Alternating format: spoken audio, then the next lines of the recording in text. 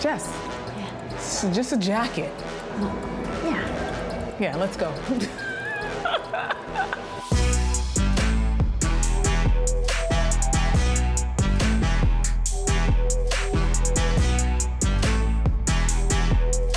I know hip hop has meant a great deal to you. So what does it mean for you to walk into this space and see hip hop represented, like in a world-class cultural institution? It's a great moment. It's also a surreal moment because this was the soundtrack to my whole life. This looks like it could be up there. I could do it. You look so good. No, but I'm playing. Listen, fashion is a huge part of hip hop. It's not just the music. And like all of these looks, when you went to those parties, you had to have the whole outfit. We're talking hair, we're talking earrings, we're talking necklace, we're talking sometimes grills, shoes, the whole 9 yards. So do you know who Lil' Kim is? I know of her. Okay, she is a pioneer for female MCs. And what we're seeing here is iconic. Now, Kim was not just known for her lyrics and her like sexy style, but also her hair. And her actual hairdresser actually came and set up these 4 wigs. Like, I remember exactly where she was and the performance where she wore that purple one. Are you serious? This is huge. This is huge. To have your wig in a museum, one day I can only dream. Hip-hop turned me into a sneakerhead, and to this day, listen, think about Tommy Hilfiger, think about Ralph Lauren. These brands were not supposed to be for hip-hop. These were for a different group, but hip-hop was like, yo, we're gonna put our spin on it. But then we switched the whole thing around, we added a little seasoning, a little flavor, if you will, and then you kind of curated this look that informed people as to what hip-hop looked like. Now in hip hop, right, whenever you're like taking a picture, you don't just kind of stand up like a normal person. Yeah. You gotta have a little bit of attitude. So I'm gonna teach you a pose that you can do anytime. Attitude, just like you're feeling it, right? Yeah. Okay, you ready? Yeah. Okay, and... Do you see what I'm saying, Jess? I think just so. Feel it. I think so. Is it an album cover? Of course it is.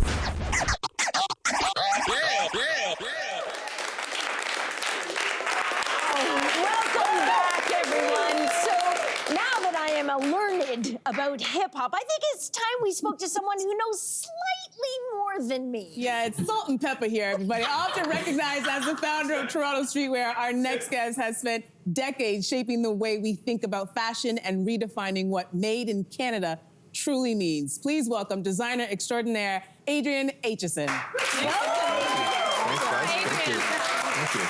Huge congratulations.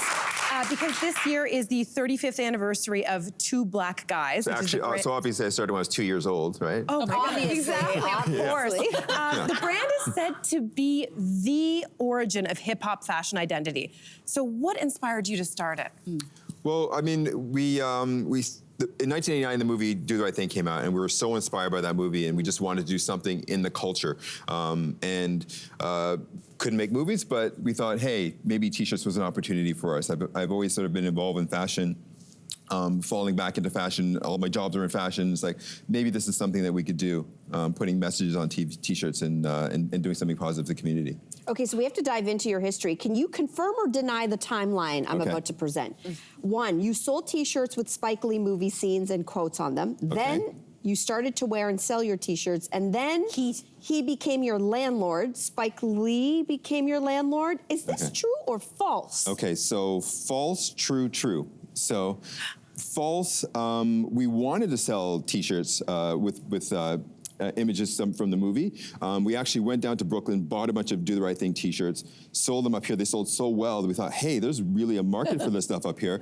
And then we thought, hey, if we could put some of those images on the t-shirts with some of the quotes from the movie, those would be really compelling. So reached out to Spike's people, and they never got back to me. So we said, well, maybe we can do other images and quotes on t-shirts. And that was basically the genesis of our first collection in 1990.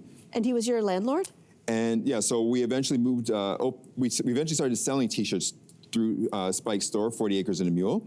And eventually we opened a store in New York, which we then moved to his building in Brooklyn. Wow. Yeah. And more iconic moments certainly followed, especially when Mary J. Blige wore a Two Black Guys jersey in her Real Love music video in 1992.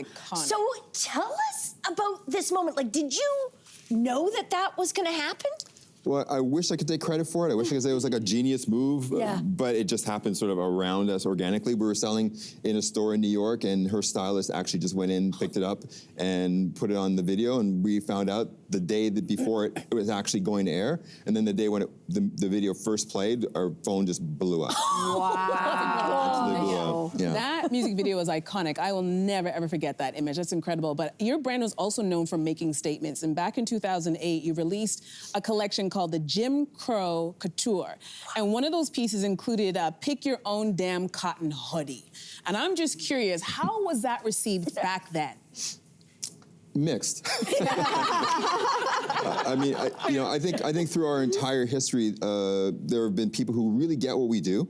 They feel that they needed it, and then there's people who just don't understand. And so we decided we're going to focus on the people who we want to talk to, the people who understand what the message is and why the message is important, and the people who just don't understand, they'll never understand. What about brands today? Do you think they still have the courage to take that kind of creative risk with their own messaging on their own clothing?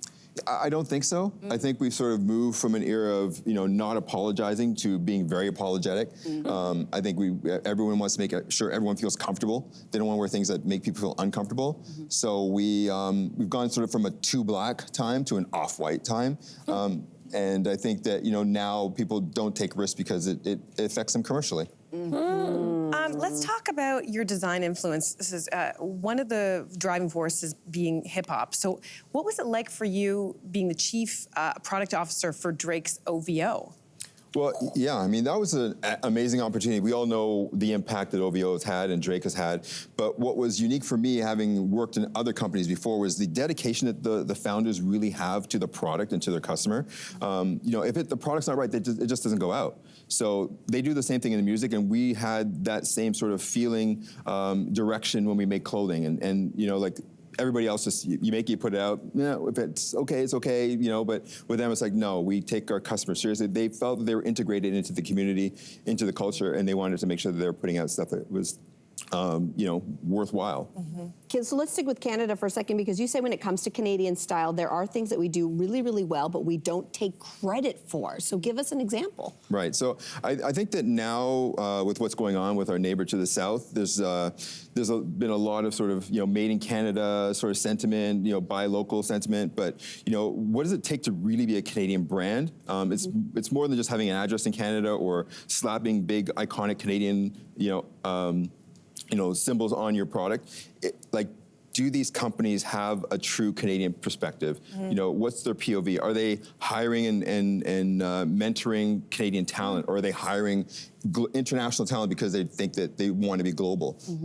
So I think that the Canadian fashion sense is born out of our relationship with the outdoors. It's fashion from function. And they say that you go to any bar anywhere in the world, and the guy wearing the tightest jeans is not a Canadian. So that's... Hey, can I ask you on the topic of jeans? This is a controversial question. I hate to put you on the spot, but Kendrick's jeans last night at the halftime show, they were divisive. I mean, they were, some might say flared, some might say boot cut. I mean, he's got beautiful thighs, but thoughts? Thoughts? Well, I think it's a choice. It's a choice. It's a choice. It was definitely a choice, not one I would make, but... Is maybe not Y2K culture's like a rather fashion stuff is coming back? Yeah, some of it doesn't need to. Yeah, Is it because he's a man and he can't pull off a flare? Like, what specifically did you not like about that choice? Literally everything. So, but... Wait. What about the jacket was nice? Jacket was dope. Waist up, dope. Good. Waist down, you're not. The shoes? Yeah. I mean, what shoes? I couldn't see them. Oh my God. And I love this. I mean, but Kendrick's performance, though, that was bigger than those jeans. Well said, Adrian. Adrian, thank you for bringing the drama. Thank you for bringing this incredible story to us. Thank you, guys. If you want to see Adrian's pieces up close and personal, the Culture exhibit is on at the AGO, aka the Art Gallery of Ontario, until April 6th. Hey, you, come a bit closer. We've got so many more must-see interviews, spicy debates, lifestyle tips, and pop culture moments. So subscribe to our channel by tapping the logo below and don't miss out.